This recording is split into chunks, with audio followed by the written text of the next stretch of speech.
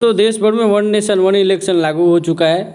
और आप लोगों में कुछ लोगों को पता होगा वन नेशन वन इलेक्शन क्या है और कुछ लोग इससे अनजान होंगे। आइए अब जानते हैं इसके बारे में पूरी जानकारी। तो वन नेशन वन इलेक्शन का कॉन्सेप्ट क्या है, आइए देखते हैं। तो वन नेशन वन इलेक्शन का मतलब है भारत में लोकसभा और सभी राज्यों की विधानसभा का चुनाव जो है एक साथ कराया जाएगा और साथ में जो स्थानीय निकाय का भी चुनाव होता है वो भी एक ही दिन या एक तय सीमा निर्धारित किया जाएगा, उसी बीच इसका भी चुनाव हो जाएगा। देश भर में सभी तरह के चुनाव को एक ही साथ करा लिया जाएगा, यही है वन नेशन वन इलेक्शन। ये कॉन्सेप्ट देश के लिए कोई नया नहीं है। इसके पहले आज़ादी के बाद 1967 में लोकसभा और विधानसभा का चुनाव एक साथ किया गया था।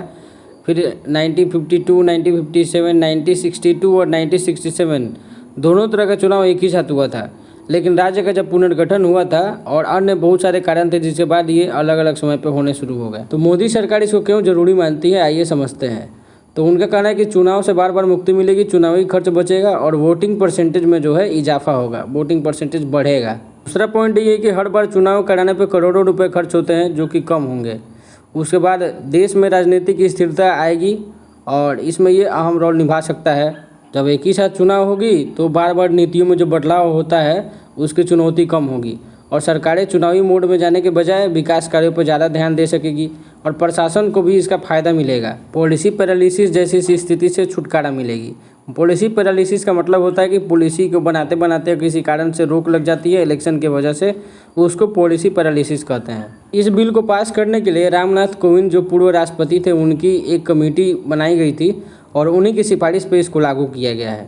इस समिति की रिपोर्ट के अनुसार एक साथ चुनाव कराने की तथा इसके बाद 100 दिनों के भीतर एक साथ स्थानीय निकाय चुनाव कराने की सिफारिश की जाएगी। अब इसको लागू करने में क्या क्या चुनौती थी उसको देख लेते हैं। इसको लागू करने में सबसे बड़ी चुनौती है संविधान और कानून में बदलाव। एक देश एक का चुनाव के लिए संविधान में संशोधन करना पड़ेगा और इसके बाद राज्य विधानसभाओं से इसको पास कराना पड़ेगा। जैसे लोकसभा और राज्य विधानसभाओं का कार्यकाल 5 साल का होता है, लेकिन इन्हें पहले भी भंग किया जा सकता है। सरकार के सामने बड़ी चुनौती होगी अगर लोकसभा या किसी राज्य की विधानसभा भंग होती है तो एक देश एक चुनाव का क्रम कैसे बनाए रखेंगे उस स्थिति में। इसकी तीसरी चुनौती है कि देश में ईवीएम और वीवीपैट से चुनाव होते हैं जिसकी संख्या सीमित है यानी कम है। लोकसभा और विधानसभा के चुनाव अलग अलग होने से इनकी संख्या पूरी पड़ जाती है, लेकिन जब एक साथ चुनाव होगी तो इसकी संख्या कम पड़ेगी। इसके साथ ही लोकसभा और विधानसभा के चुनाव होंगे तो अधिक मशीनों की ज़रूरत पड़ेगी और इनको पूरा करना भी एक तरह से चुनौती ही होगी। अगली चुनौती देखते हैं जो 5 नंबर की चुनौती है।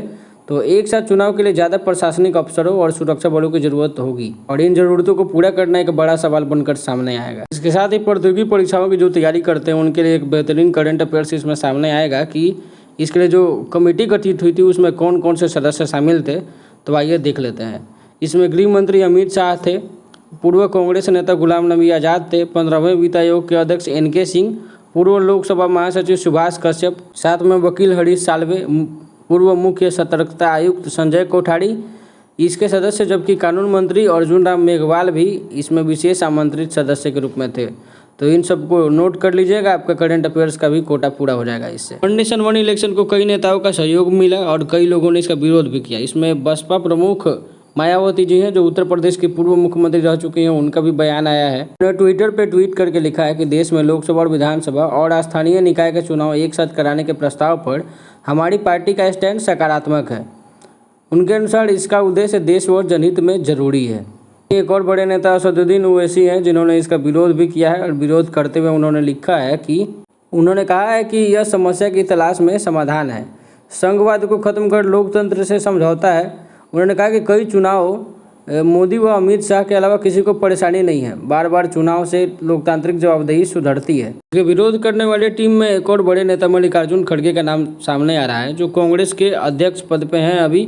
उनके अनुसार एक राष्ट्र एक चुनाव की व्यवस्था अव्यवहारिक है। उन्होंने कहा बीजेपी इसके जरिए असल मुद्दों से भटकाने की कोशिश करती है। दोस्तों, वन नेशन वन इलेक्शन पे आपकी क्या राय है कमेंट बॉक्स में ज़रूर लिखें और ये वीडियो आपके लिए कितना हेल्पफुल रहा वो भी ज़रूर अपना एक्सपीरियंस शेयर करें। बाकी इसी तरह के वीडियो के लिए चैनल से बने रहें और हाँ, जो करंट अफेयर्स मैंने बताया उसको नोट जरूर कर लीजिएगा अगर आप प्रतियोगी परीक्षा की तैयारी करते हो तो। बाकी वीडियो देखने के लिए आप सभी का धन्यवाद।